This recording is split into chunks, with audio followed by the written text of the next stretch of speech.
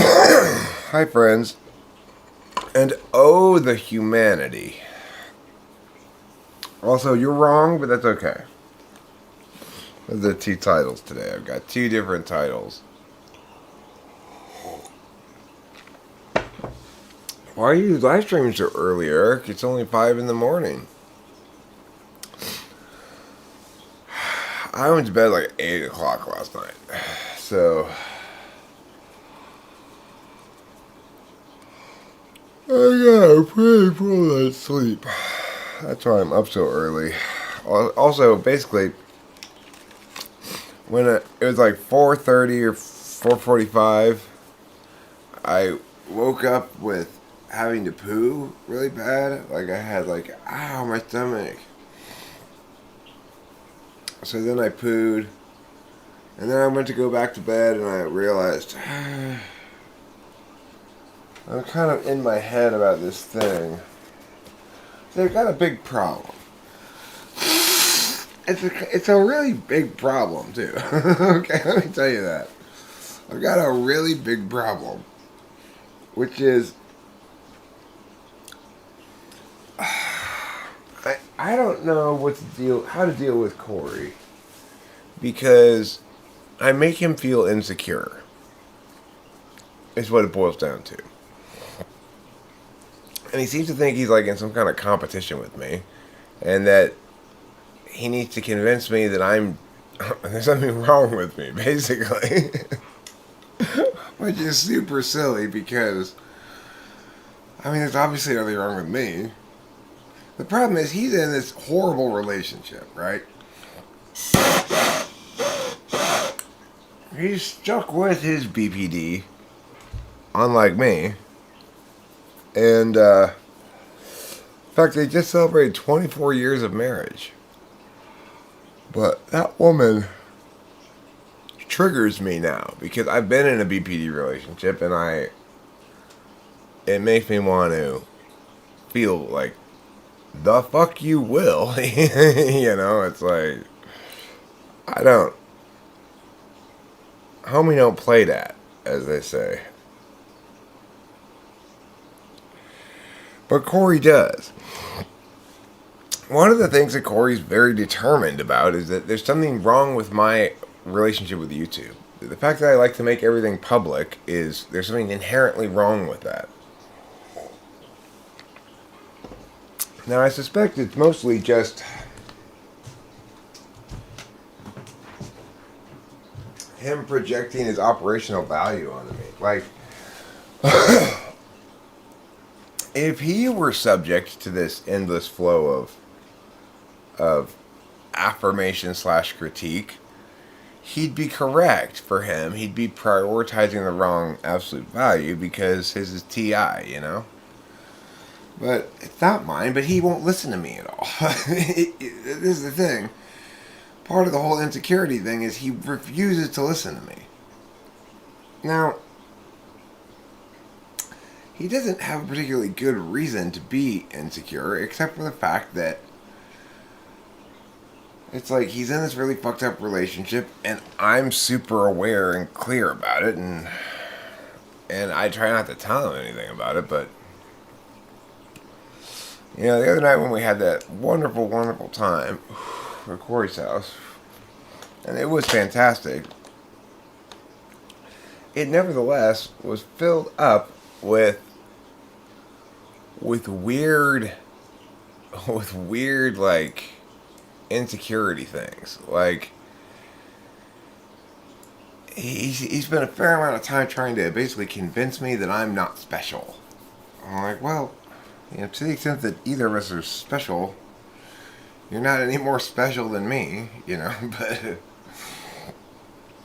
the problem is, the reality is, I'm just more actualized than he is, and I don't think he knows what to do with that, you know?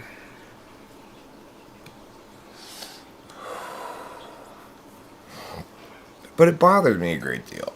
It's talk about leasing headspace. Corey has leased a lot of space in my head, just in very, very little amount of engagement, you know?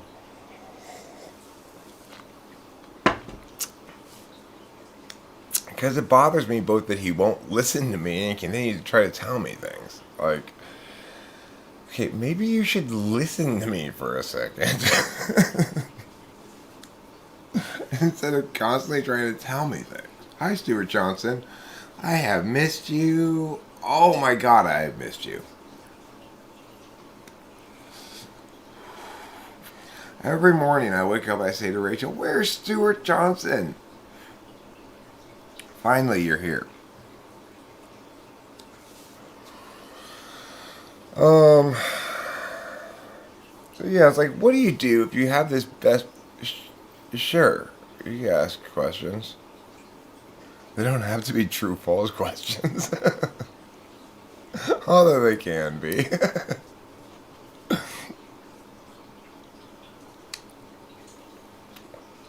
Remember, I don't have a system. That's the most important thing to remember. I don't have a system. There is a correct way to understand cognitive functions, and I, along with the other open source people working with this ideas, are correctly narrowing it down. Well, they're not mutually exclusive. You know, after Jesus washed those people's feet, he told them what type they were. He was history's first typologist. And unlike me, he always got it right.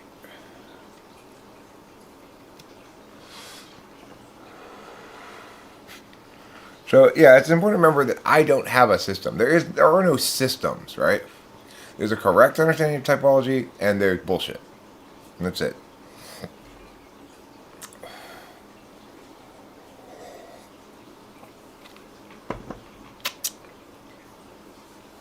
People who claim to have a system are spewing bullshit out of their mouth.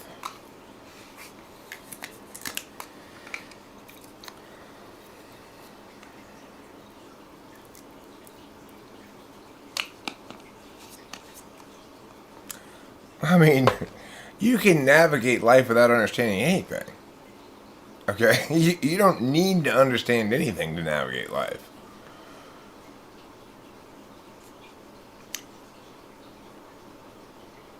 I would say the best way of explaining what a function is it's a manner of being. Okay? You could call it an attentional manner as well. It's better discussed as attentional manners because it gives a little bit more clarity to what we're talking about. But really it's a way of being. The problem with the idea of attention is it's something that you pay to something. But not all forms of attention work like that. They aren't subject forms of attention necessarily.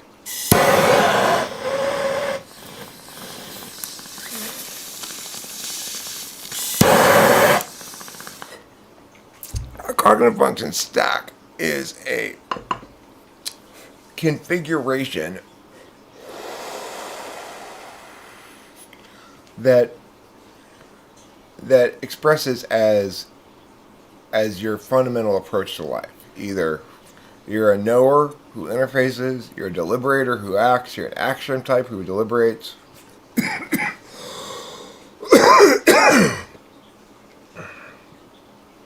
Or you're an interface type who knows.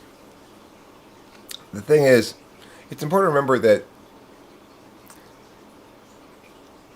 well, they're not, the relationship between the functions, quote unquote, is a metaphor, okay? So, because I am any TI, that defines the sort of relationship I have. The any DOM defines the sort of relationship I have with introverted intuition, extroverted sensing, and introverted sensing.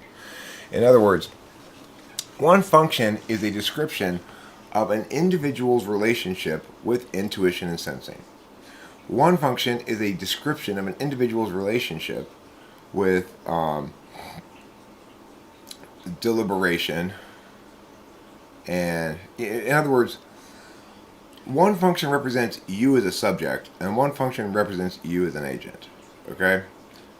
Now, whether or not you express that agency as an object more or as an agent depends on whether you're an action deliberation type or an interface knowledge type.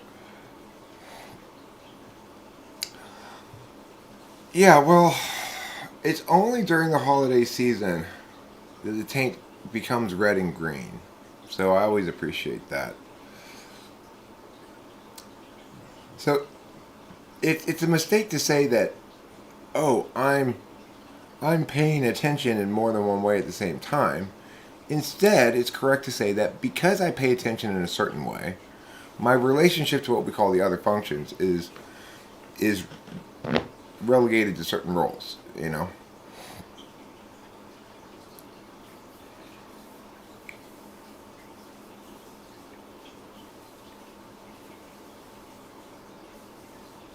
No, it is the same thing as a type. A type is a cognitive function stack that defines your relationship, the relationship of your being with the intuition sensing axes and with the deliberation interface axes, right? Like with the judging axes.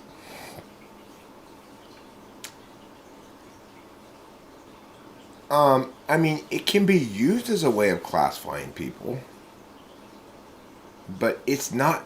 It isn't that, right? In the same sense, like, okay, what's a globe? What's a globe, Stuart Johnson? Is it a way to know where Europe is? Well, yeah. Is it a correct depiction of where land masses are on a approximately globular shape? Yeah. It's a lot of different things, right? But most of all, what it is correct. It's a correct description of reality.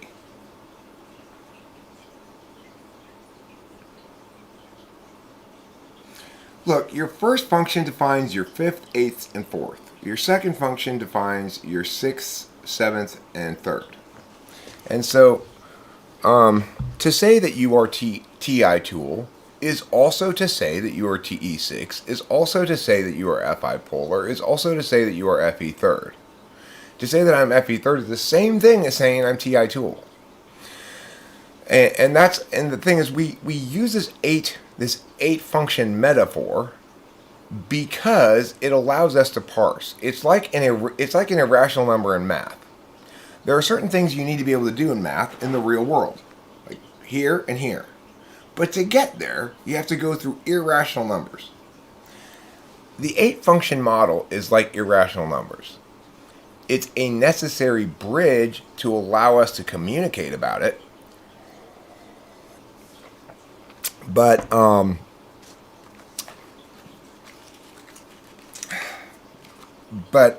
if you mistake it for something else, it can be confusing.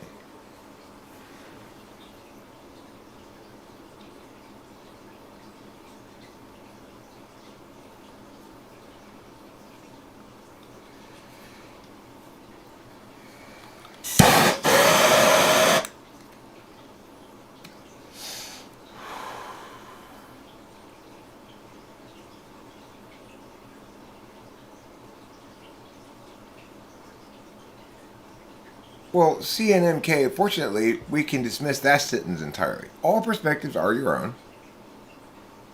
Whether you adopt them as owned or not is another question. But all perspectives that you observe are perspectives that you observe or state or claim or whatever. So that's obviously the case. In other words, just because I see a photo of something doesn't mean I'm not seeing it, right? So I could stand on top of a building and look down on a city and see a big perspective of it. Or I could see a photo of that. Or I could see a model of that. They would all be my perspectives at that point. They become my perspectives once I possess them. No, you have observed a globe. You just haven't observed the Earth from outer space. That's different. And you have done that too. You've seen pictures of the Earth from outer space. So you're wrong. You have observed a globe, and you have observed the Earth from outer space. Why can't the top two functions be no, deliberate, or... Well, the reason is because looking and leaping always go together. And counterpunching and being mindful always go together. So it's like, The only way I can be an action type that acts in in a in my case in a turn-based way is to treat the world as though it were subject to deliberation. To treat the world as though it were subject to deliberation is to treat the world as though when you're not when you're deciding things, nothing happens. You know, when I'm figuring shit out, nothing's changing. That's what it means to be an action deliberation type, is to assume that. And what it means to be an interface knowledge type is that because things are always changing, you have to be always knowing about reality and interfacing with it, not treating it as though it's not changing. Of course, both systems work because there are both kinds of realities in life.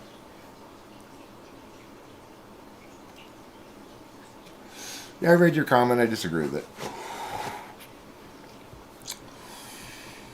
And I don't really want to argue about it either.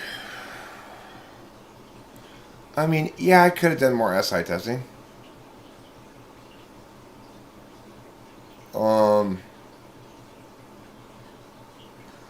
Did you see his sarcasm?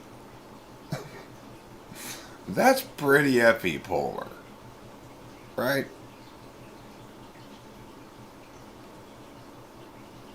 But I don't want to argue about it. I don't care. I did the best I could. You know, the thing is, I did the best I could at the time, given everything. You know, obviously, I may be better at it when I'm on speed. That's true. I'm not sure. So we class TI noms as having which characteristics? That's too many questions, Stuart Johnson. That's way too many questions. I'm not going to go answer all those questions. TI DOMs are deliberators who deliberate according to consistency. Consistency of words with words, consistency of words with actions, consistency of words with observations. Oh, no, I'm sorry. I was thinking about a different person. My bad. You're talking about that guy. My bad. Never mind. My bad. That was one that didn't get published. I'm talking about. Sorry, I got confused.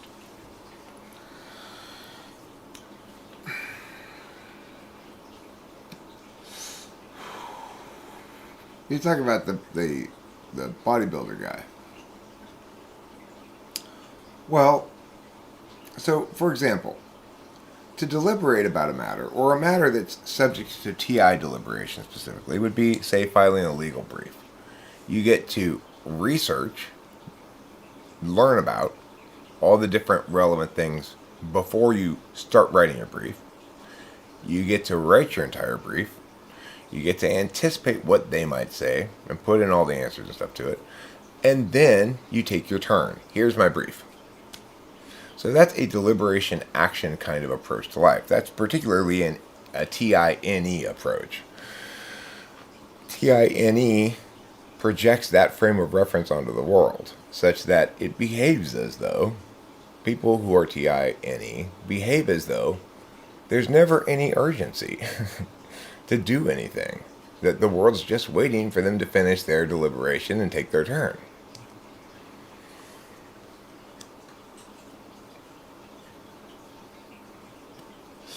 Hence SE polar.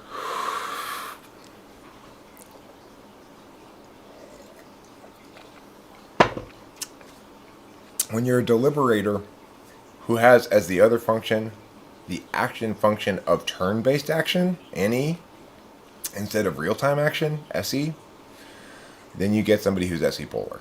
If they're a deliberator first and then take action on a turn-based level, they are SE polar. So, which is more correct? Are they TI DOM NE or are they SE polar? They mean the same thing.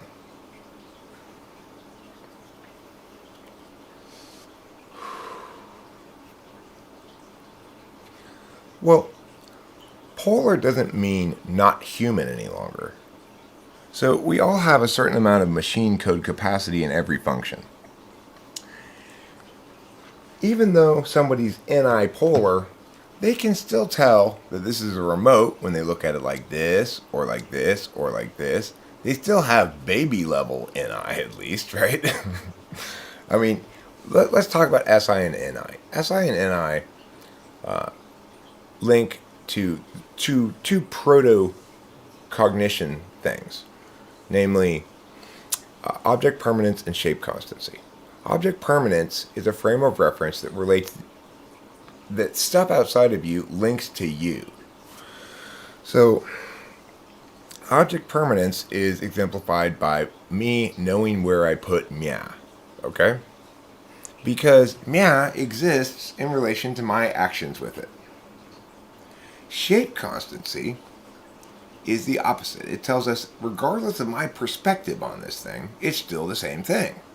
So if we didn't have any intuition at all, we wouldn't be able to tell what this thing was until we'd seen it from every single possible angle, which we never would, so we'd always be somewhat unsure about what it was. But because we have intuition, which is so you are changing position on the definitional class in which the concept of function falls? No, I'm very consistent in all my arguments, Stuart. I'm sorry you're making that misconception. Well, I'm not sorry about it. You should be sorry you're making that misconception. I'm extremely consistent about all of my understandings and the metaframes, which is to say I explain things through multiple frames, but I also explain that I'm explaining it through a different frame now, which of course nobody else does. Yeah, shape constancy. So these are things that psychology already knows that infants develop sometime shortly after birth. And there have been plenty of tests to establish these two things. And you can see clearly how they link the individual to objects in a different way. Do you think an SI DOM or an NI DOM would have the advantage for the first time they go to an escape room? I mean, NITE would have an advantage. I don't think NIFE would. I don't think INFJs would be particularly good at escape rooms. But I guess it depends on how the escape room is set up. If it involves social calculations, I guess INFJs would be good at it. Is it a pair of ways of classing humans in 8 classes, or a series of attentional matters which are equivalent to a list of 8 skills tests? Is what that, Stuart?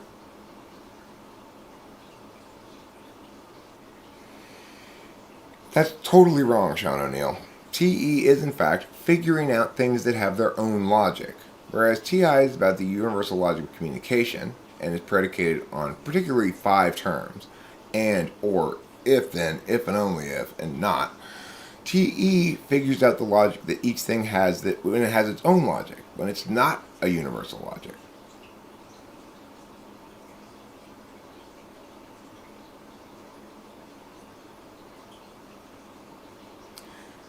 Okay, well again, Stuart Johnson, you're mistaking the metaphor, the irrational number, for the thing itself, right? Remember that polar is your relationship between your second function and the other kind of that function. But that these functions don't exist except as expressions of people. So when you try to render them into objects of analysis, you need to recall that you can't expect those objects of analysis to retain the reality of people. You have to go back down to people again. Do you understand what I'm saying? So yes, I will speak with this 8-function metaphor to explain things, and that doesn't make me wrong or metaphorical in my understanding because I'm using it to explain things. Do you understand that? Okay. So, look, as I've explained before, the 8-function model is a metaphor. It's like an irrational number in math.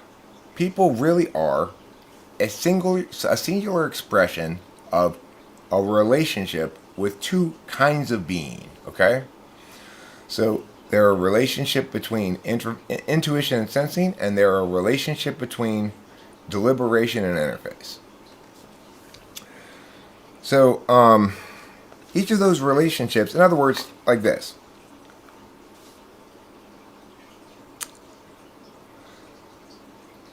Because I'm 6'4", I have to duck to go under small doorways. And I'm more likely to hit my head on the thing, on the top, right? But that doesn't make it impossible for me to go through small doorways. So it's kind of like that. Being right-handed, remember there are a finite number of hours in the day, okay? Being right-handed means I consistently, reflexively use my right hand in certain situations. Definitionally, therefore, I use my left hand in an alternate way, right? So when we're talking about my left hand, and you're saying, but I thought you said you were right dominant, you're missing the point, right?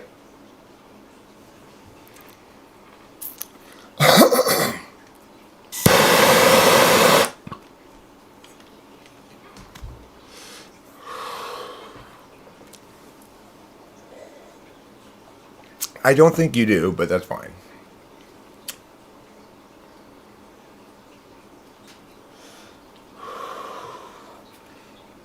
Anyway, I'm not interested in talking about that right now, actually. I don't really want to talk about cognitive functions or personality type right now. I want to talk about my friend Corey and the problem that I'm having with him. That's really what I want to talk about. Would you like to offer me advice about that? Would you like to listen to me tell you about that and offer me advice? I'd be happy to take your advice about that. So, like, basically, he feels very threatened by me, as far as I can tell. Defensive and threatened. Well, it's like, okay. On the one hand, he feels resentful because of my privilege and the safety net that I've had that he doesn't have and hasn't had. Now, note, he's way more successful than me, okay?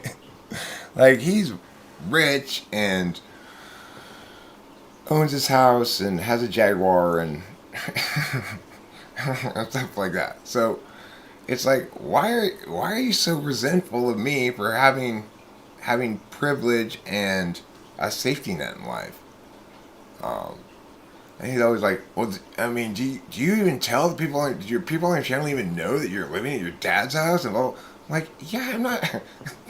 I'm happy, joyous, and free. I'm not lying about who I am, what I'm doing, or anything like that. But it makes him angry somehow. And then the other thing is, it's like he's convinced that there's something wrong with me wanting to be so public with my life.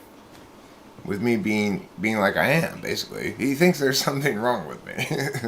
And he tries to convince me there's something wrong with me. Well, I mean, the privilege I do have, which is I'm the only child of a not wealthy, but, you know, well-to-do family that that enables me to do what I'm doing right now, which is live at home, barely work. I'm 50 years old, you know. But I just don't feel bad about it. Should I? I mean, I'm happy. I don't know what else to say. It does sound like he's projecting, but I don't know what to say to him or how to get. It's like the thing is, he's in this horrible relationship that with a really super BPD person who was like super traumatized as a kid.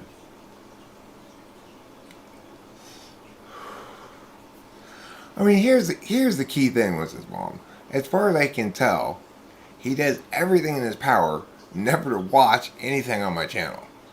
So, you know, he has opinions about it, but no actual experience with it. And any suggestion that I might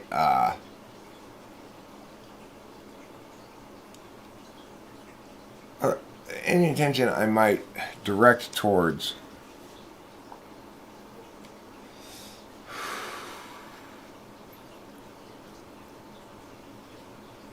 yeah.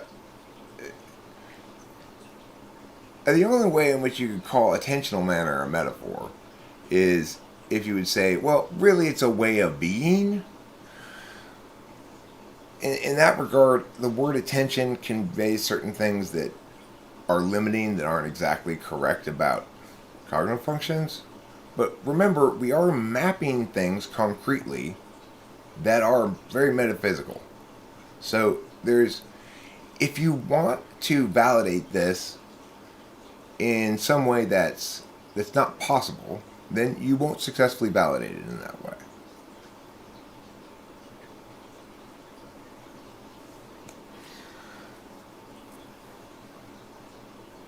No, Stuart Johnson, you're not actually making meaningful distinctions about things. You're just trying to argue.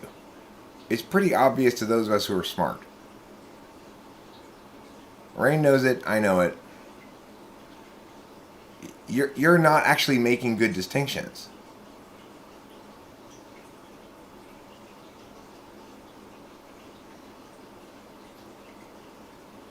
Actually, that's a good question there. Yes, Stuart Johnson, I am saying that. It's empirically observable and replicable that people fall in terms of 8 shapes of being, basically. Yeah. I have 16 shapes of being. Not 8. So, yes, there are 16 types of people. And yes, those boxes, quote unquote, accurately describe every single individual human being. That's what I'm definitely saying. Okay? So let's not be confused about that at all. And that's okay. There's nothing inherently wrong with that, because in fact, we can see in many typing sessions that in fact these relationships display in testable ways. Not all of them are as testable as we'd like, because of course cognition includes lots of stuff that isn't expressed as affect. And if it's not expressed as affect in some sense, another person can't see it. We can try to figure out ways around that, but there is a reality to the fact that I'm only able to see so far into your brain, right? Like I can't see everything that you're cognating. I can only test things that are testable. So it's like, it's very difficult to have a meaningful empirical FI test because of the nature of what FI is. It's a physical function, although non-FI people don't typically think of it that way. But yes, it's a physical experience, right? To cry, to laugh, to feel sad. But those are all physical experiences. And so when we talk about them in words, we are necessarily less accurate than we are when we're talking about things that are just word-based things, right?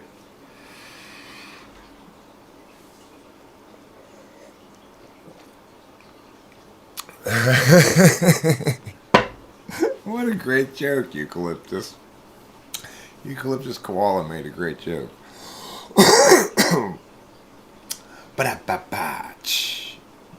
Look, I don't mind in general being challenged on these things and asked to explain myself and so forth. I would say to anybody who's challenging and asking me to explain and so forth, have you watched a bunch of the typing sessions? Because that'll give you a lot of clarity. You know, it's like there are a lot of people in the world in NI types who don't necessarily feel the need to experience very much to know something, right? But sometimes that's kind of critically important.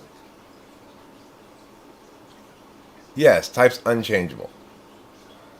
Well, I mean, let's put it this way. Type doesn't change, okay? The idea, to phrase it as unchangeable, would be to suggest that people are even capable of making the effort to change it. It's a meaningless thing to say. No matter what you do, you're still you.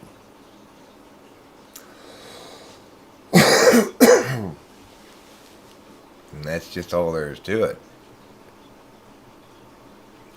If you doubt that type remains the same, watch the video of me at 17 years old. Note that at 17 years old, I had no idea about MBTI or cognitive functions or anything like that. There's no possible way it could be self-fulfilling prophecy.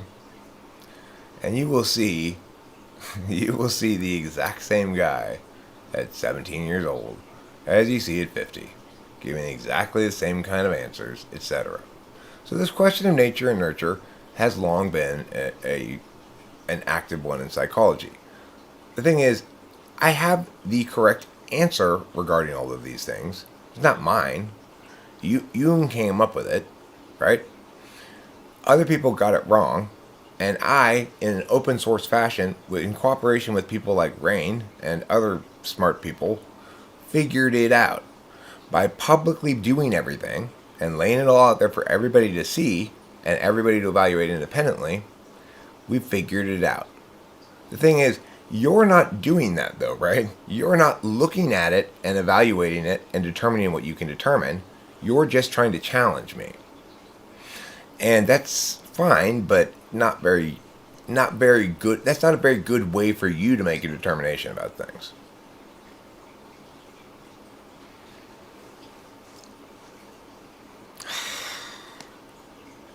Guys, I want to talk about Corey. I don't want to talk about MBTI.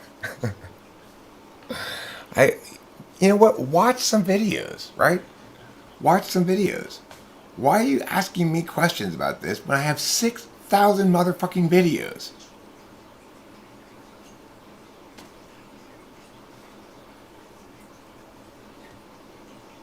Oh, of course, yeah. I'm not saying that I have the complete understanding of anything. I'm not even always right when I type people, and that's because of a number of factors. But the fact is, this is the rightest. This is here talking with famous people is the most correct understanding of humanity that has heretofore existed. I will make that bold and broad claim, and it's absolutely correct. Here at Talking with Famous People, we have accomplished the most correct understanding of humanity heretofore ever attained. Now, is it perfectly correct? No. Is it subject to correction? Absolutely. Am I open to correction? Yes. Do I feel like talking about it right now? No. So that's not why I started live streaming right now. I started live streaming right now because I kept rolling around thinking about this Corey problem I have.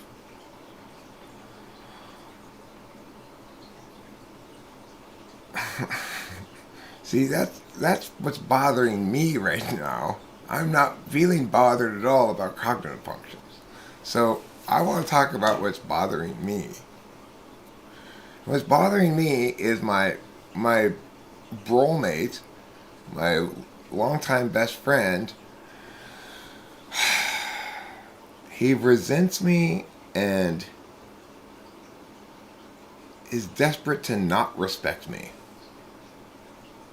Yeah, he resents me and is desperate to not respect me. It's like I have a variety of theories about why. Like, you know, historically, I've always learned a lot from him and was happy to learn from him. And in general, I'm a good learner. You know, I am not somebody who doesn't want to learn from other people. So I've always been a good learner, but at this point, the bottom line is, I don't feel any need to teach him. But if there's any learning to be done, it's not me from him. You know, it's the other way around. I don't have to teach him, but no, I don't need his respect. I value his friendship. I love him. I don't want him to be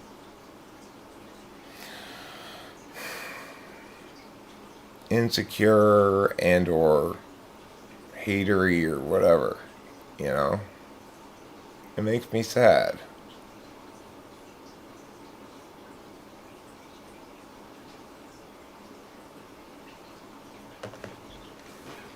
it makes it hard for me to hang out with him, you know?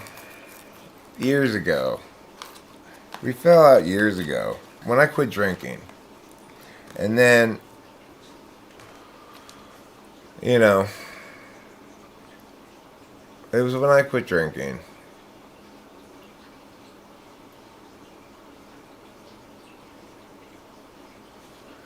Well, it's not very subtle, Mrs. Mom.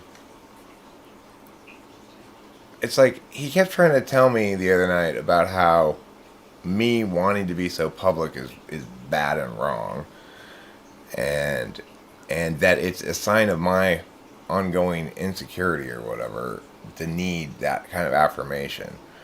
And so I said, okay, well, listen, Corey, you know, I've been doing this for like 8 years now. So if I were to be satisfied, what do you think that would look like? And he's like, you'll never be satisfied. I'm like, okay. I mean, it's not very misty, you know? No, he's not. He's a very private guy, you know?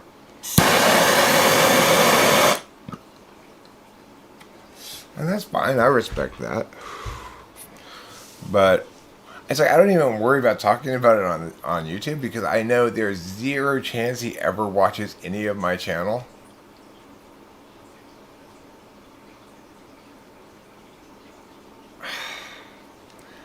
I mean, he's got his own fucking hard to deal with shit, you know. That I respect. He's his wife's got BPD, you know.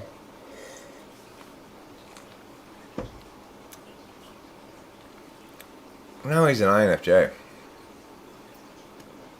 He's a really genius INFJ musically. You know, he wrote the song Siddhartha Siddhate, Siddhartha Sai. When Siddhartha Siddhartha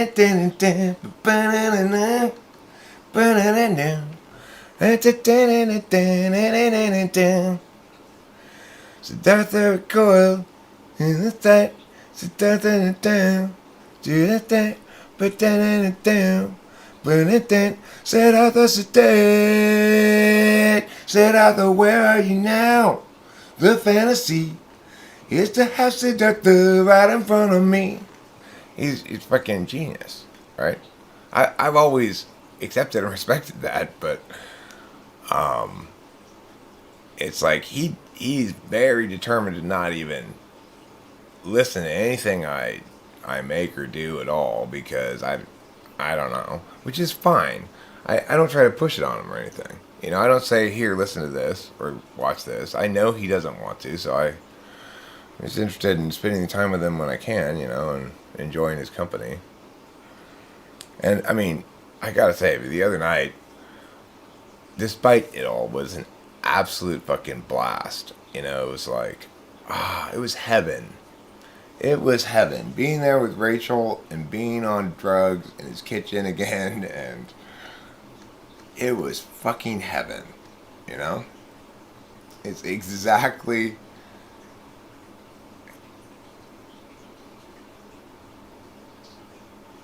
I don't think he's gonna divorce her. They're 24 years married. 24 years married. You know? So I don't think they're gonna get divorced. What would happen if the next time he began putting you in your place, you pretend to have an epiphany and pretend to suddenly realize he's right and you're just an ordinary guy and pretend to cry? I always try to be honest and straight up with Corey. I mean, as best I can, as kindly and nicely and whatever as I can. I mean, one thing that sort of got through to him was I said to him, most of this conversation, Corey, it really seems designed to convince me that I'm not special. And he's like, yeah. So that sort of got through to him, I guess, a little bit. But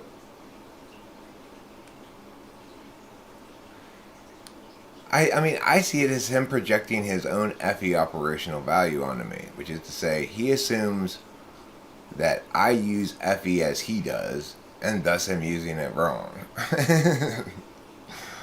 But of course, I don't have that FE thing that he's got going on so much, you know. It's a different kind of relationship I have with FE. I find it genuinely satisfying because I'm not normally inherently particularly likable. He's always impressing everybody, and everybody loves Corey, you know. INFJ3, but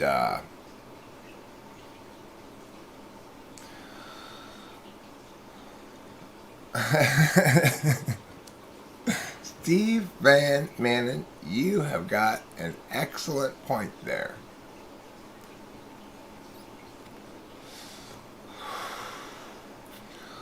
Well, whatever it is, yeah, I wish it wouldn't. Yeah, he's same age as me.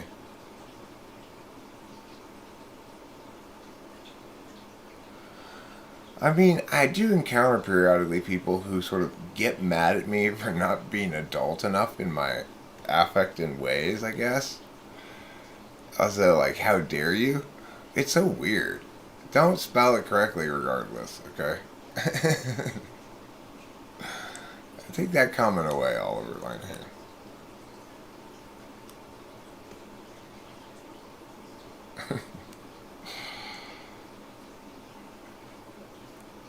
So, you know, he's like really weird about making sure that nothing about him comes up online. So I never put his name anywhere. Oh, thanks, DJ O'Connell. I don't. That's basically what I want to tell Corey. You know, that's why that thumbnail is what it is. That's what I want to tell Corey. You're wrong, but that's okay. I don't care. You can be wrong.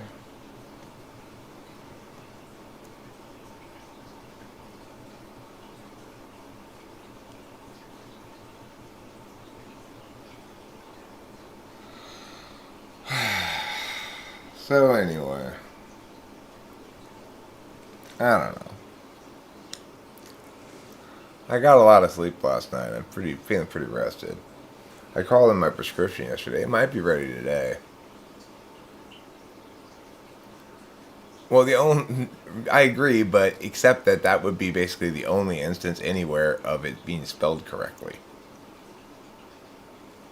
And there are very few people who spell it that way. 8 years ago, Steve Van Manen. 8 years ago.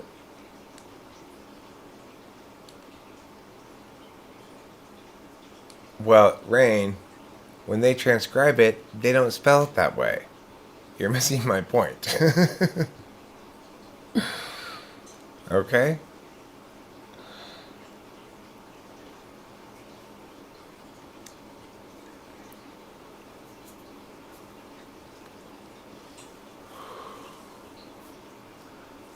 He doesn't need to respect my specialness at all. I just wish he'd stop trying to convince me of the contrary.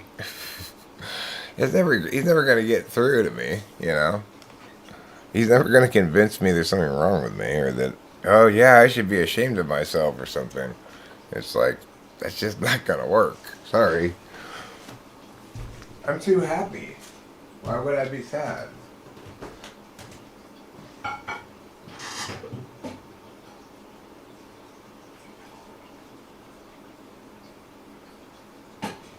So it occurs to me that, of course, that thumbnail is very confrontational without any context. That's what I want to say to Corey, okay? Though yeah, that thumbnail is obviously, no wonder I got a little confrontation coming in. That thumbnail's not to you guys. That thumbnail's for Corey. Not that he's ever going to see it or know anything about it. I've not seen him do it particularly before, but it may be unique to me, I guess. Yeah, he desperately needs to learn about cognitive functions, but he also will fight against that possibility to the death.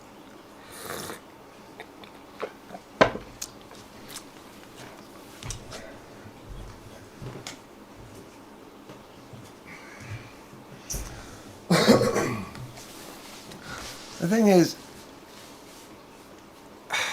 I mean, it comes out when he's drunk, you know? It comes out when he's drunk. And the thing is, if he would actually just watch some of my videos, he'd probably be unable. That's why he's so determined not to watch it. With his NI, he's unable to avoid certain truths when they're clear enough, you know? But it's like I gotta message him at some point here on Signal because he sent his last message was sort of like scolding me for yelling at his wife. So I was just like, okay, well. Thing is, that's just a little bit triggering for me now. Having been in a BPD relationship myself, I find it triggering when I see Liz behaving like that, you know? And she's awful about Corey in general. She's just awful to him. I may have said that it's spelled special before, or he may have just guessed. God, Rain. I mean, seriously. For Christ's sakes, Rain.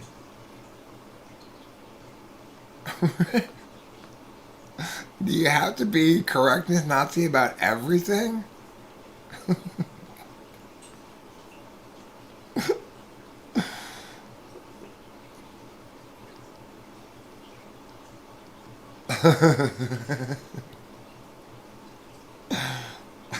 I like that spelling right there. Corey. Projecting his animus. Uh-oh. I don't want your animus on me. Get your animus on me. Get your animus off me. What's...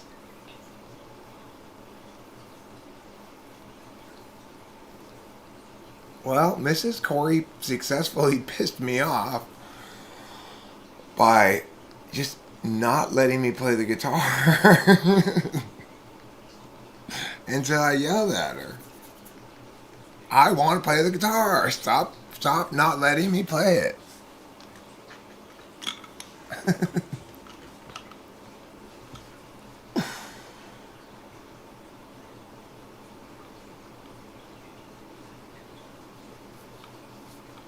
Yes, that's why I yelled at her. It seems dumb in retrospect, but I was really high on DMT.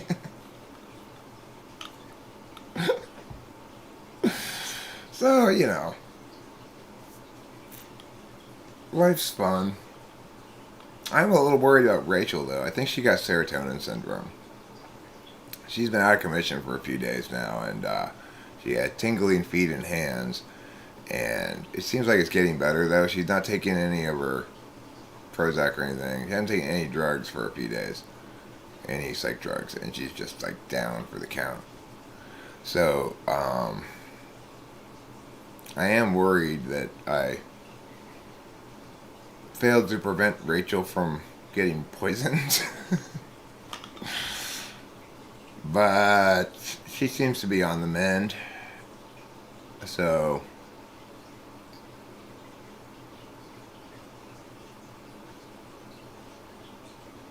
He just gives her the attention she wants, you know.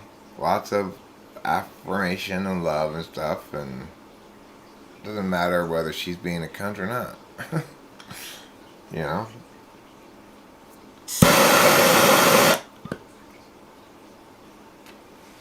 But whatever. I guess the problem is this. It's going to be very difficult for us to have a relationship when he's in a bad relationship and somehow blaming me for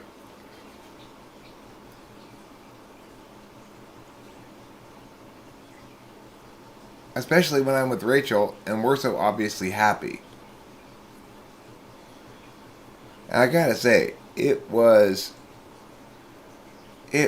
absolutely one of my most filled with love moments was being in Corey's house with Rachel and seeing her standing there and saying, "Oh, I love you so much." It was great. It was spectacular. I'm sorry she got serotonin poisoning from it.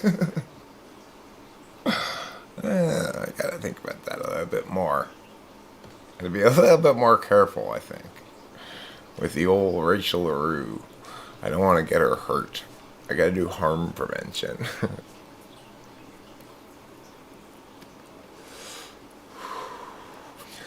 I mean, I don't know what to do about it. It's like he certainly doesn't want my input into it. In fact, that's somewhat what split us apart in the first place was me saying this is woman is unacceptable and behaving unacceptably. Just how can you continue to put up with it? But whatever. But you know what was hilarious? Do you want to know the true meaning of weird hilarity? So when I left his house that night, I couldn't find my phone for shit. I just couldn't find it. So we left without my phone. And then it took us a couple days. Finally, we called my phone. Thanks, C and MK. Appreciate it. We called my phone. Guess who had my phone? Capillo.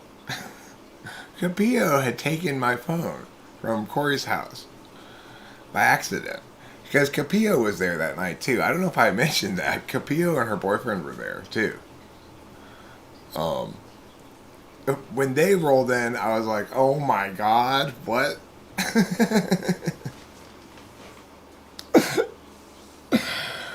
um, anyway, Capillo was there. And when she left, she and her boyfriend just sort of scooped up stuff and put it in her purse, I think, and he got my phone. So when we called my phone to find my phone, who answers the phone? Capillo. And we had to go down to Capillo's house to get my phone.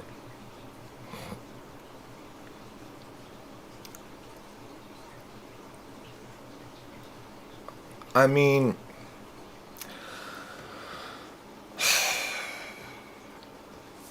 I'm not sure what's going on with that and why it's like that, except I think he said he feels as though he has a lot invested into the relationship. But, I mean, that's what happens when you countervalue your own feelings, right? And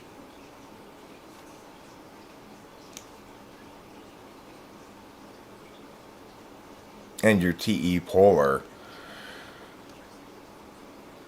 Like, there's no clear plan of how to get out of it. And your own feelings don't matter anyway, so I guess.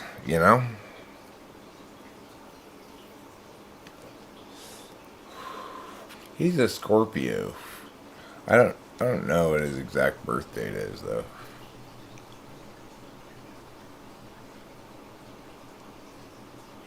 Yeah, some cost fallacy in the that's been handed off as a case file to the FI department. Right? It's like FI sunk cost fallacy.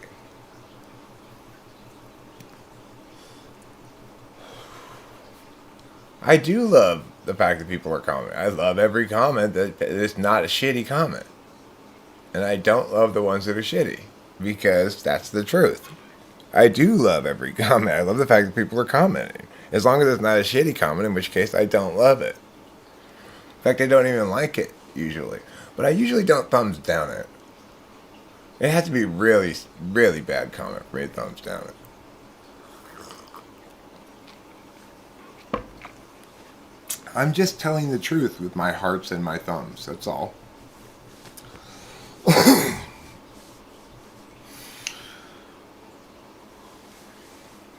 Yeah, Corey doesn't care about his feelings or his experience. He's completely blind to his basically 8 slot SI experience in most ways. He's blind to it. Like, it's weird to hear Rachel describe her physical state of being. It's so like, I'm experiencing symptoms A and B right now. I'm pretty sure. Is it getting better? Is it staying the same? That's a mystery. But I did used to have the chills and now I don't. So I think it's getting better. Yeah, that would qualify as getting better.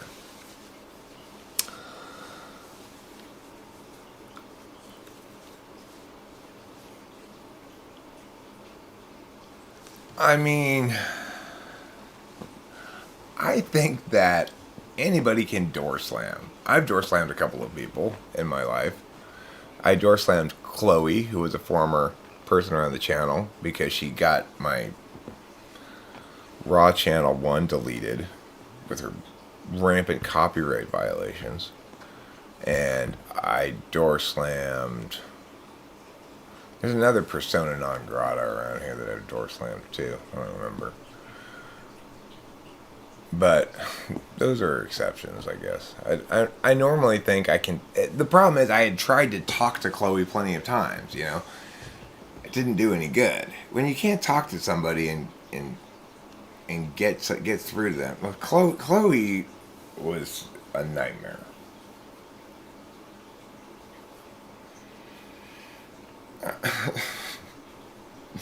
Oh, what's her name? That stupid blonde girl. One of the stupidest people I've ever met. But cute. But cute. It's like, you know what's a funny thing that always makes me laugh? And I was so happy, actually, even though I feel bad for Rachel kind of because it's an ex of mine, sort of, but after meeting Capillo, Rachel now gets the hilarity in full of the joke, which is this. Not really a joke. It's a moment I had with Capillo. Capillo said to me one time when we were at Margaritas, she said, I like sailing. And I said, oh, would you like another margarita? I wasn't drinking at the time, but I was getting her drunk. How's FI inferior showing an ENTJ? It's shown like this, and shown like this. It's shown like this, and shown like this. It's shown like this, and shown like this. I don't feel like talking about MBTI. I'm talking about other things right now. I'm talking about my feelings.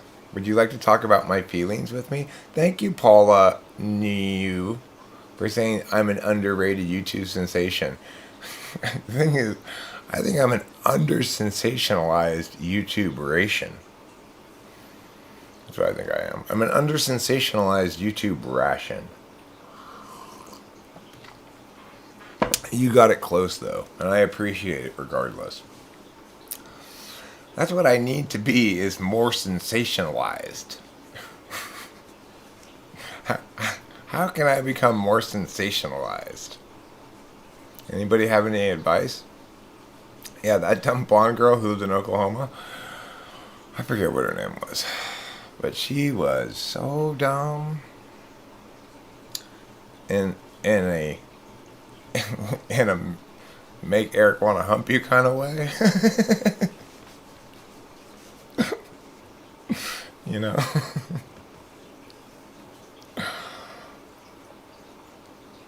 There's just something so sensory and funny about, like, trying to hump somebody that you think is dumb. It's like, it seems like not a very nice thing to do, I guess, or something. But every man has his censor moments in life. Basically, every time he has sexual intercourse, he has his censor moments. I often think at the end of sexual intercourse, what is this strange thing I just did? Why did I do that? Why did I want to do that? It doesn't make any sense. Like, you know, sex is weird. Sex is like skiing. You ride up to the top of the hill just to go down to the bottom of the hill again and ride back up to the top of the hill. Oh yeah, I've extended my sale to the end of the month, the 31st.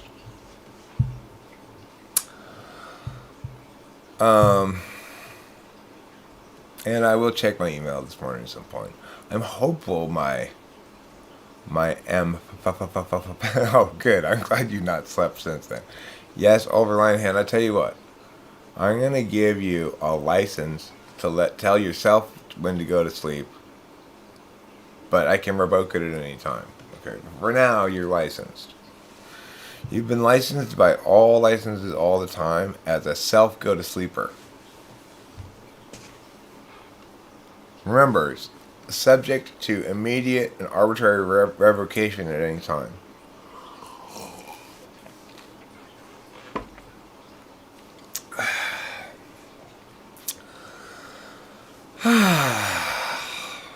I feel pretty good this morning. I do wish I had amphetamines. Hopefully my prescription will come through today. Probably not. What is it today? Is it 28th or 29th?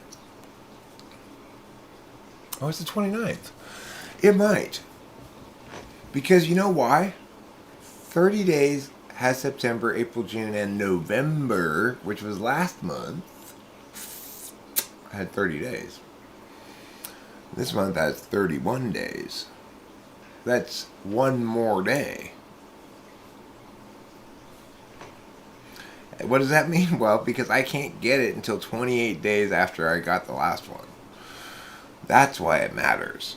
So, if today is okay to get it day, then I'll get hopefully a text that says, your prescription's ready, come pick it up. Or I'll get equally likely, about 50-50 chance, I'll get a text that says, we have to order it. Now, if they have to order it, then I have to make a decision. I have to decide whether I want to wait for them to order it, which is probably not, because I've waited for them to order it and then they have to order it again after it doesn't come in the first order.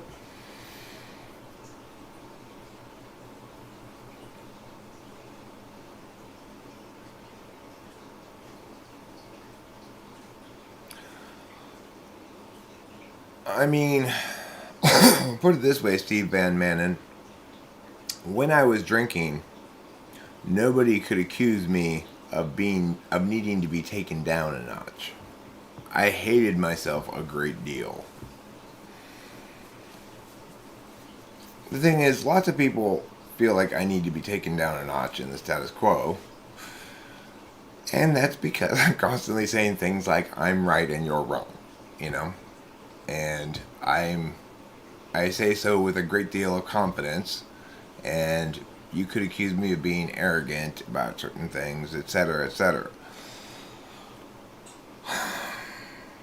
But I don't think I need to be taken down a notch. I think I'm in the correct notch. I don't know how one determines what notch one should be in, but... Oh, hi, Trouble. Would you like some food? Trouble's here. He wants some food. Okay, I'll give you some food. Here you go. Yes. Yes, that food's for you. That food is for you to eat with your mouth. So, I gave the cat some food to eat with his mouth. He's right now outside, I would guess, doing so. I can't actually see him eating it, but...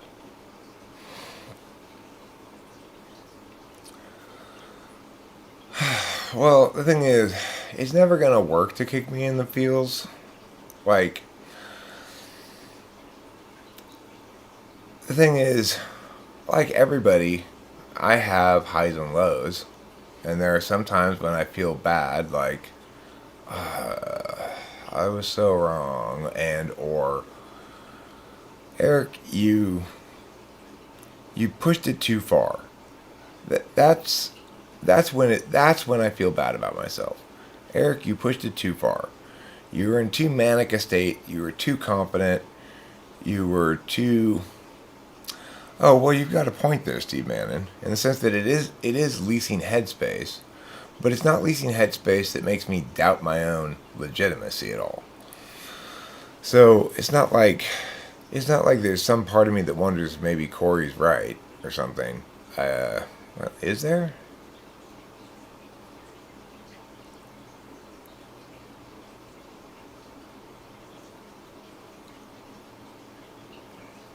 I don't think so.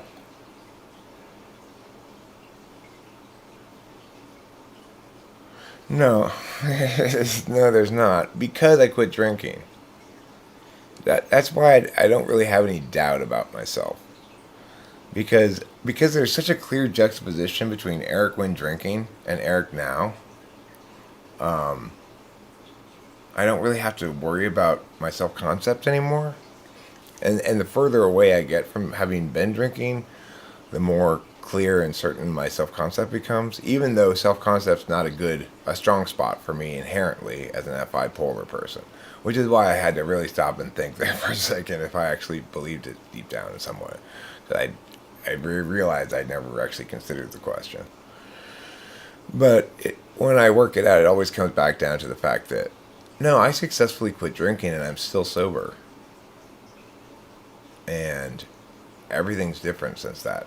Everything's, I'm living the promises of AA. I'm happy, joyous, and free. You know, it's the truth in general.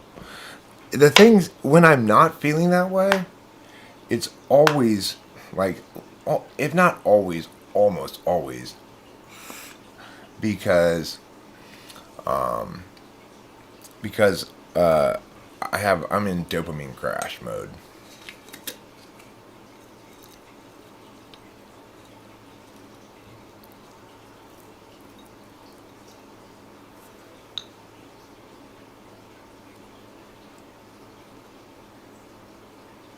That might work, Winston's mom. I think he would say, yeah, it's important to tell them the truth and burst their bubbles.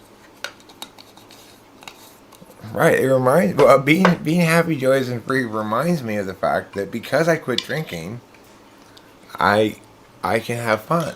I don't have to be I don't have to be miserable, right? And that's great.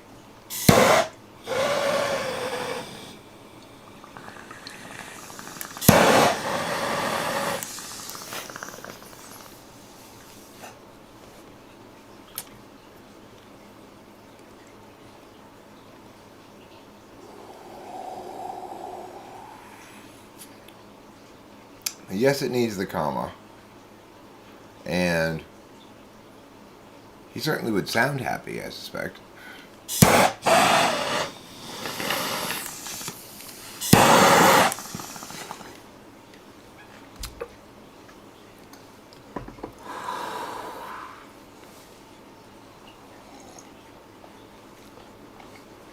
You passed out for several minutes on your 23rd birthday and had severe alcohol poisoning. That is one wicked hangover, huh?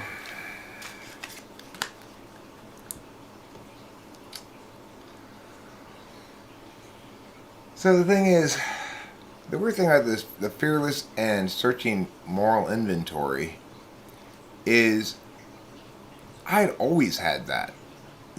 There's never been a time in my life when I failed to self-criticize enough.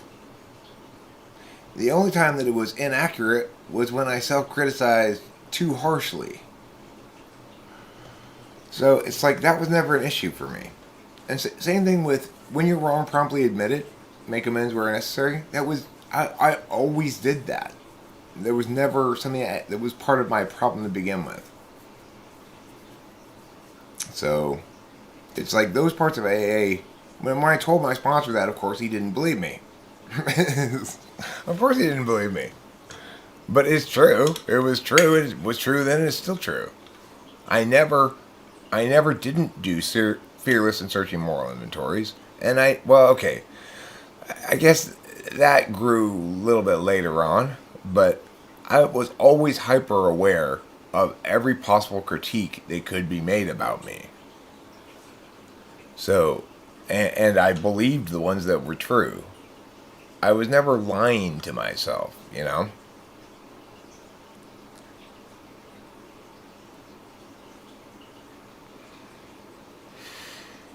I remind you of your dad. I look just like him. He was an alcoholic, and your mom left him because he was growing pot in the backyard. Ugh, how dumb is that?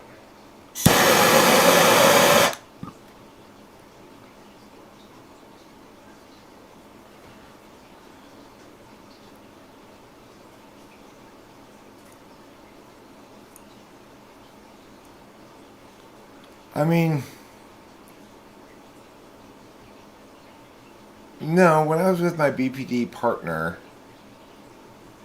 she would find ways to critique me that were mostly I, that were mostly F things or FE things until she kind of cornered me back to this really like non-externalizing version of myself, because my externalizations would always be met with disdain. Um,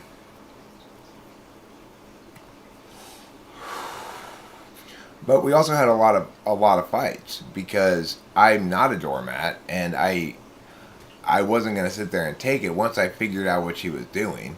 It took me a while to figure out what she was doing.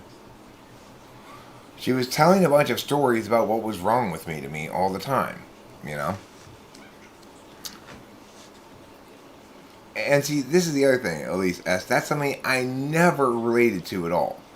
I never used alcohol to numb pain. I didn't like to drink. The only time I didn't like to drink was when I was too sad. Um, it was always for me a party thing. Now, granted, at a certain point, it started shifting to where I used alcohol to fix hangovers, basically. And at that point, you're a full blown alcoholic, right?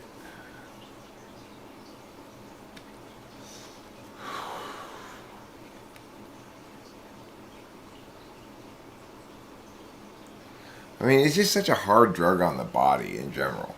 It's like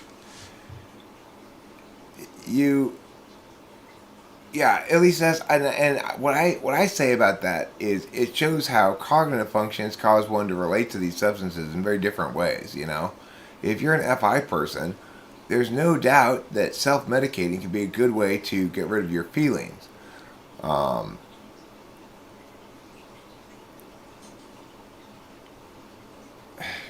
Dying day. I put my best effort into that relationship.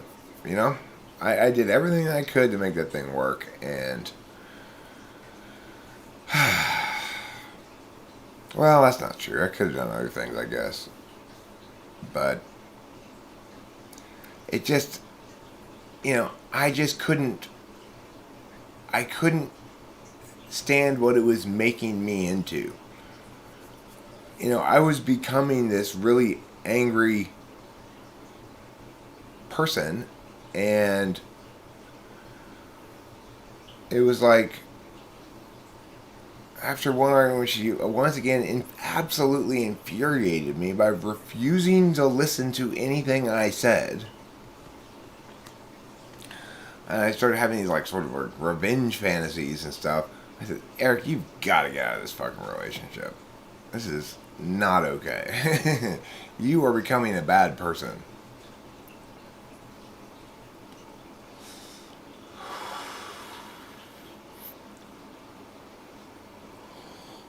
So the thing is, my drinking and my BPD partner did not coincide, fortunately. No, she didn't drive me to drink. No matter how awful it was, I was never tempted to drink alcohol.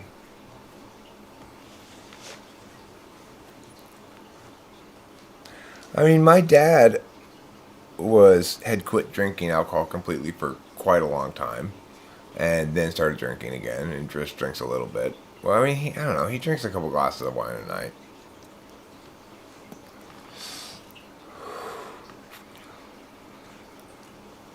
But I am not him, and I am not Elisa. I cannot do that. So I'm not even going to attempt it. The thing is, to attempt to do it would be to spit in the face of God. For me.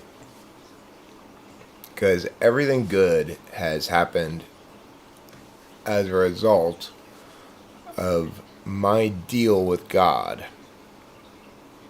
And woe unto me if I break it, you know? That would be horrible. That would make me very sad.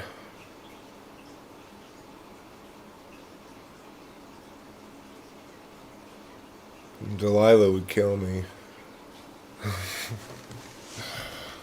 Yeah. Ugh. Now you made me feel feelings. You guys made me feel my own feelings. Stop it. I hate it when you make me feel my own feelings. They feel like mushy softness. They feel like ultra plush, like my toilet paper. Do you know that my toilet paper is ultra plush? Yeah. It says so right on the package. It's ultra plush. If you just have regular plush,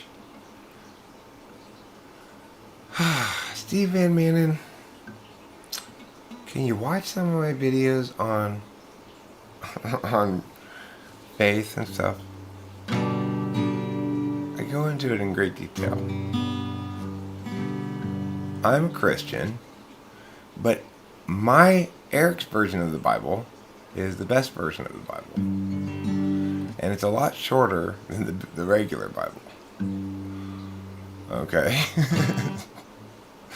So, remember, faith is belief in the absence of evidence or in the face of contrary evidence. So, don't expect me to objectively justify anything faith-related. It's best understood as a behavior of prayer, not as a belief.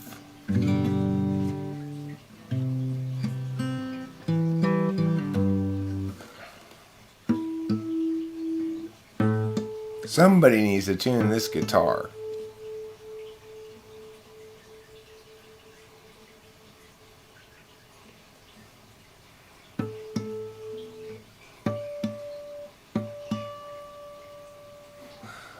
Bezirk Schamstein Fagermeister?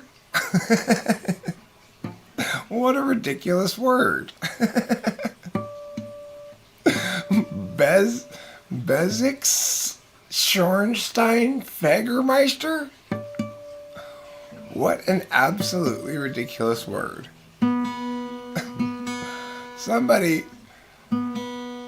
should give that word a prize for most ridiculous word. No, Alan. Just because you don't understand faith is not a good reason to dismiss my explanation of it. Alan's wrong. He's so wrong. He's super wrong. That's kind of unusual for him. But just like Jim, even Alan can be super wrong. There, now I proved it in song form. You can't defeat that. Can't defeat that argument.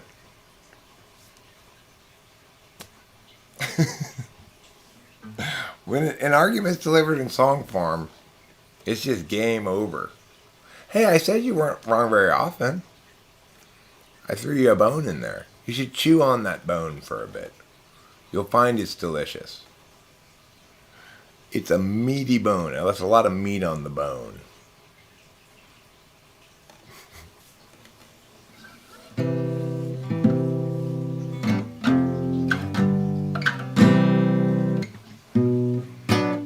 I was trying to play this song when Liz wouldn't let me, and I was trying to go away from her to go play it someplace by myself, but she kept following me around and yelling at me and stuff. And so I started yelling at her. This was the song I was trying to play. It's a very cloudy day in Los Angeles, and today we run out of time.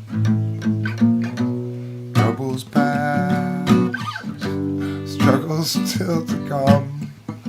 The day is nearly done.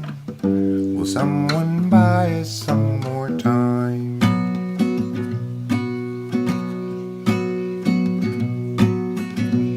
Cloudy day in Los Angeles, cloudy day in LA.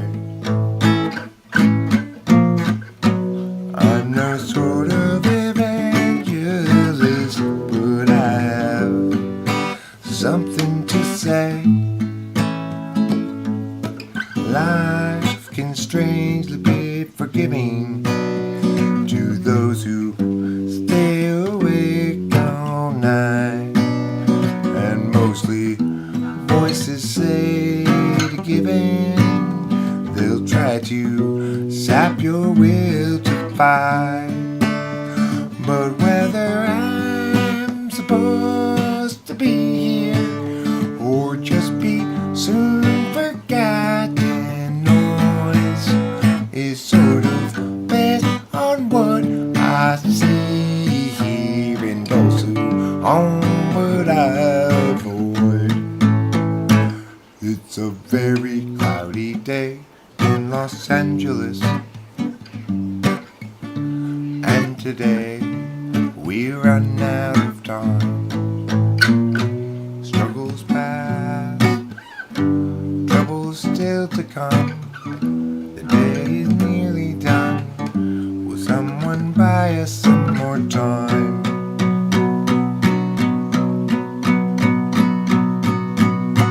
Cloudy day in Los Angeles, cloudy day in LA.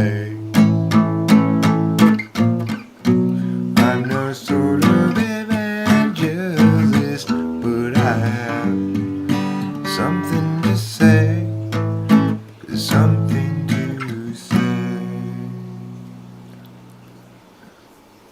The rain we've been getting has been nice, huh, Alan? It's been nice having some rain going down. It's been nizzing, I tell you. It's not just drizzling. This song is not appropriate.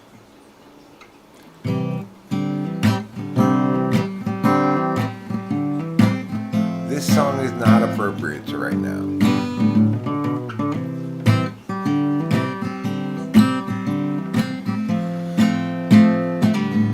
El Nino, my ass. You call these storms. Where is the rain? Those drizzles don't count. I drizzle more when I pee in the sink. Just the right height to catch all of the undesired splatter. And when I'm done, I'll go upstairs and climb a ladder. I will go up there and take me a bucket and pour water inside. And I'll say, hey, Mr. Cloud, drop it from the bottom. Hey, Mr. Cloud, won't you drop it from the bottom? Hey, Mr. Cloud, drop it from the bottom of me.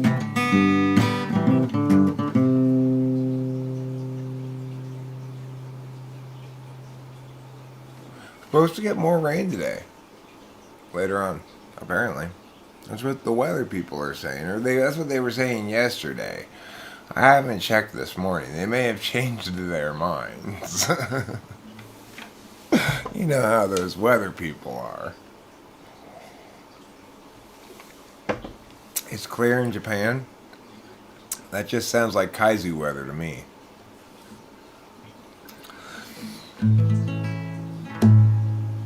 Do you worry about that? If you live in Japan, do you worry about being attacked by giant monsters?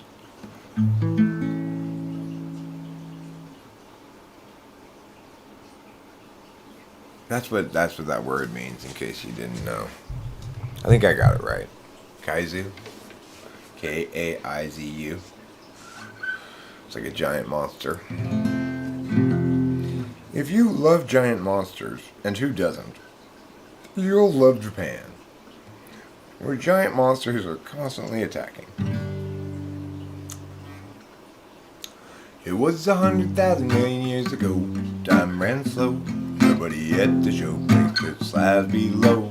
Let them go. They will start to grow. More years ensue and tears gnashing through. Holy slabs coming to view. Unchangingly true and eternally new. Oh, when the slope appears in charge today, options at large show other ways. Give each a chance now, once quick to check, but don't get caught standing on deck. The slope presents a fork, too far to stop me short, too far along to turn around. Perhaps the better course was headed ever north. Now there's a fitter force in enemy ground. It was 100,000 million years ago. Time ran slow. Nobody yet to show. Place the slab below. Let them go. They will start to grow. More years ensue and tears gnashing through. Oh, holy slabs coming to view. Unchangingly true and eternally new. Oh, when the slope appears in charge today, options at large, oh, other ways. Give each a chance now, once quick to check, but don't get caught standing on deck. The slope presents a fork, not easy stopping short, too far along to turn around. Perhaps the better course was headed ever north. Now there's a fitter force, enemy ground. It was 100,000 million years ago. I fucked that up royally. Yes, I did. Kaiju. My bad. Kaiju. Thank you for the correction. I appreciate it. I had it wrong, and therefore my hilarious joke was an abject failure. Abject failure. Thank you, Steve Van Manen. Thank you for having a favorite. How kind of you.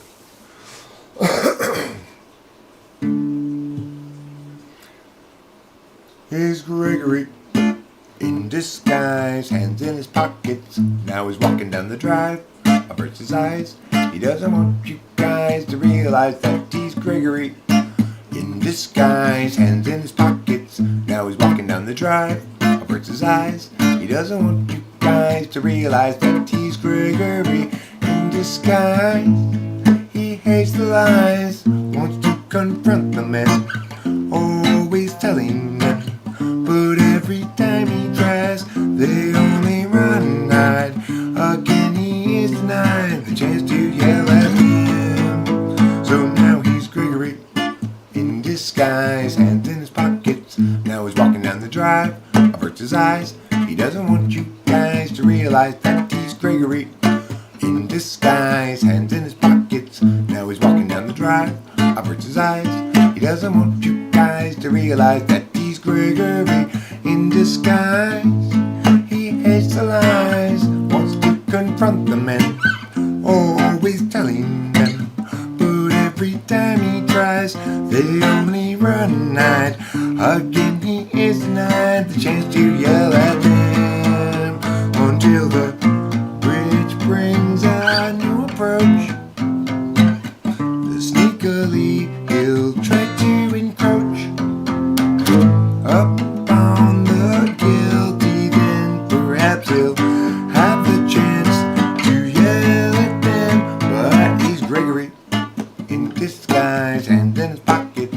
Now he's walking down the drive, averts his eyes. He doesn't want you guys to realize that he's Gregory in disguise. Hands in his pockets. Now he's walking down the drive, averts his eyes. He doesn't want you guys to realize that he's Gregory in disguise. He hates the lies, wants to confront the men, always telling them, but every time he tries, they only run and hide. Again he is denied the chance to yell at them.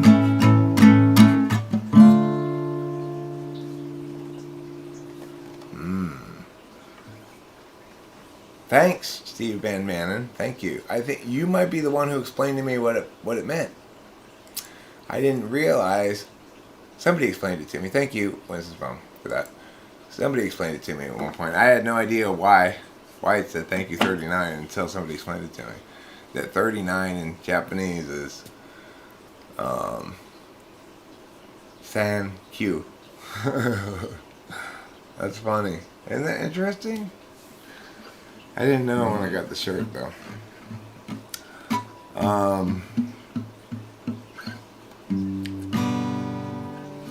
When I was younger it seemed that everything gleamed.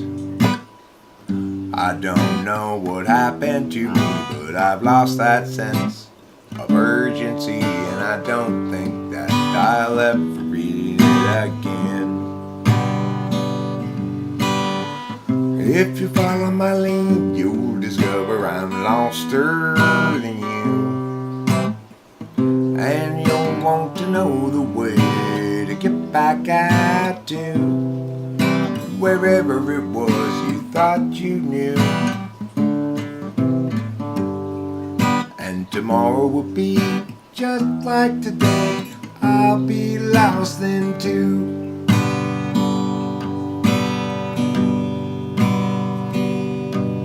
It's a matter of mood as much as a matter of will, and the things I do and the direction I point to still seem a part of me,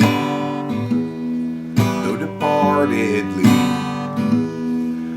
And I wonder if I'll ever see them again.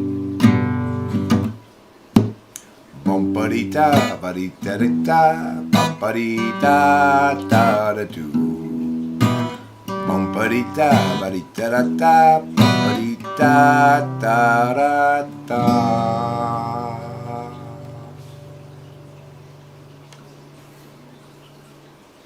So much orange in the chat.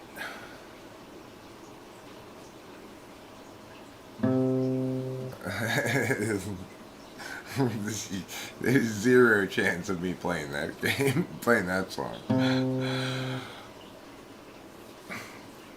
Charmaline, Marmaline, and Carmeline were arguing regarding sorts of marmalene, and also how such gargling.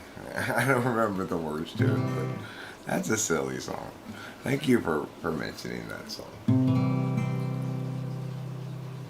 Every life lived reaches a time when the road splits in two.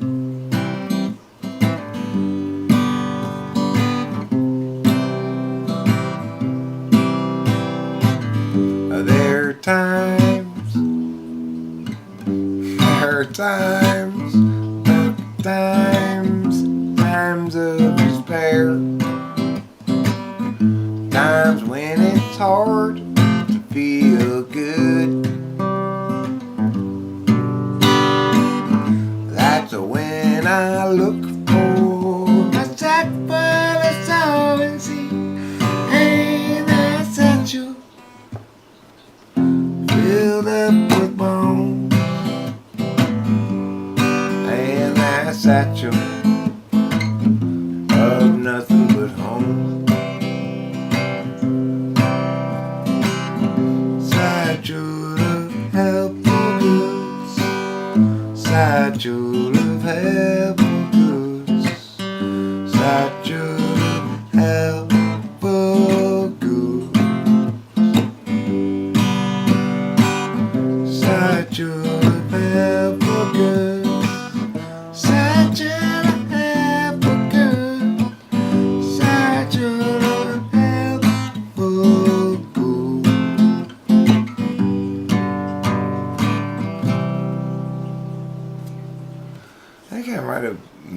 parts or something than playing that song there.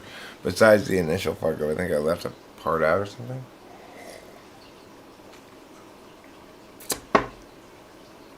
Let's see, hour and 40 minutes, huh? Well, not a particularly long stream, but we can explain that by looking to my lack of amphetamines. You know, amphetamines are required for your 4 or 5 hour long streams. 2 hours? I can do 2 hours without amphetamines.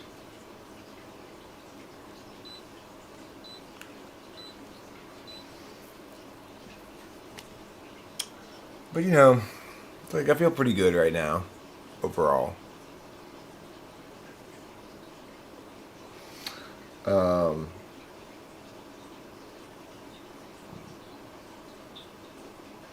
I'm not too super restless like sometimes I do. Which is, you know, a good sign. Although I do feel like right now it's too hot in here.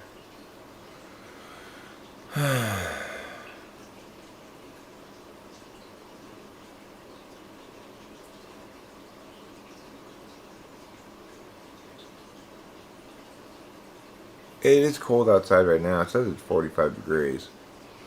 I think I'm gonna go and lie down again. It's 7 in the morning, so I got up early. Probably the cat wants to be fed. I should let the cat out and feed the cat, and then maybe go back to bed for a couple hours.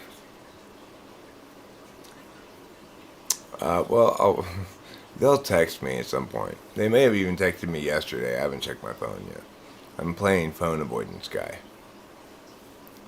Phone Avoidance Guy is one of my favorite games, in which I avoid looking at the phone.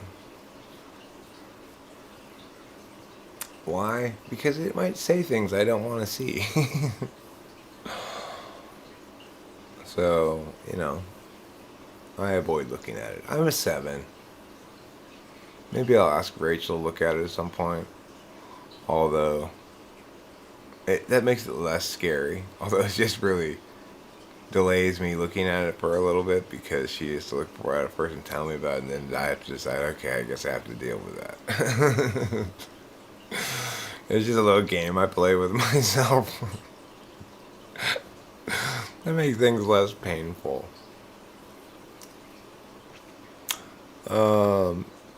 I mean, I've been SIing the shit out of myself lately. Like, I got a lot of sleep last night. I went to bed at like 8 o'clock. But I think I'm going to go back to bed. I think I'm ready for another nap.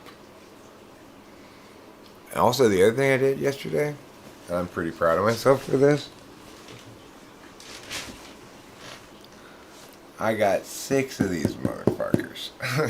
6 of them, okay? We use a lot of coffee creamer. I got 6 containers of it so that we don't constantly have to go get more coffee creamer. 6 of these. That's right. I'm pretty proud of myself because they were on a box, you know. They come 6 to a flat, I guess. And I was starting to get 4 of them. And I said, you know what, Eric? Just get the whole box of them. That's smarter.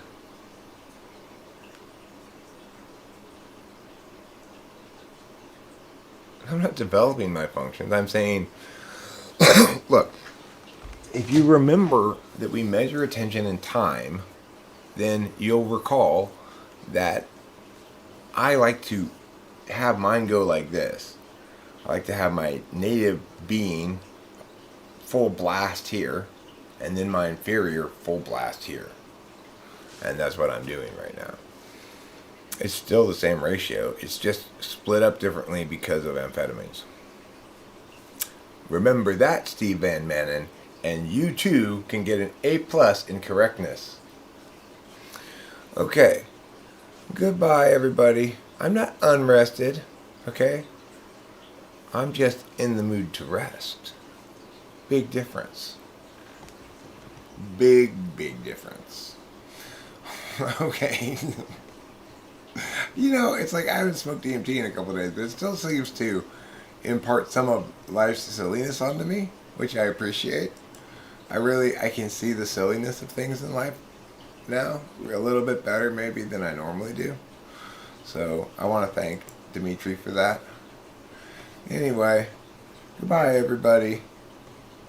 Goodbye. I'm waving right now, see? Goodbye.